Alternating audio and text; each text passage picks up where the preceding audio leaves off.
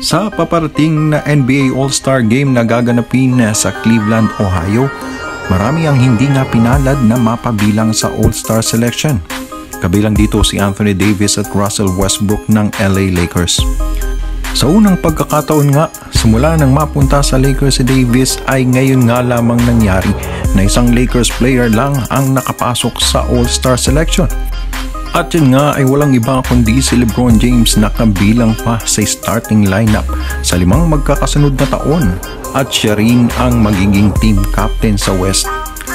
At ayon nga kay Coach Frank Vogel ay nasurpresa nga siya na isa lang ang nakasama sa All-Star team para sa Lakers.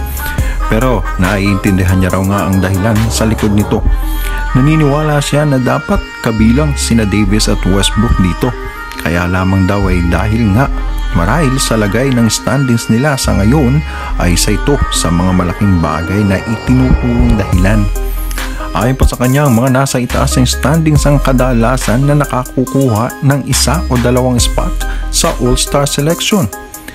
Kaya naman na para sa kanya ay malinaw na dahil sa kanilang win-loss record ang dahilan ng hindi pagkasama nila Davis at Westbrook sa All-Star selection nito. Bagaman kung si Davis ay naging healthy, ay malaki ang chance niya sana na pumalit sa isa sa mga reserve players sa All-Star Game. Si Davis nga ay All-Star sa 8 sunod na taon at dahil sa natamong injury kamakailan ay hindi nga siya nakapaglaro ng 20 games. Si Westbrook naman na All-Star din ng 9 na beses sa last 11 seasons niya ay hindi rin naging maganda ang performance sa unang bahagi ng season na ito. Samantala, LeBron James balik aksyon na sa laban ng Lakers kontra sa New York Knicks.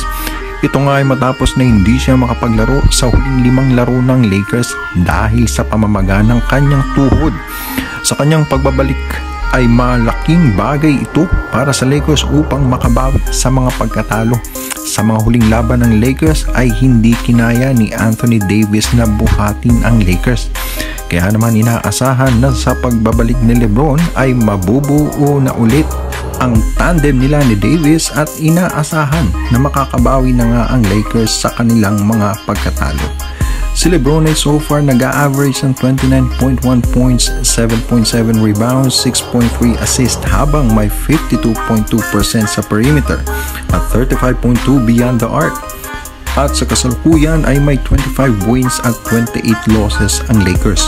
Sa mga katropa natin dyan na bago pa lang sa ating channel, huwag po natin kalimutang mag-subscribe at i-hit ang notification bell para naman updated lagi sa NBA happenings.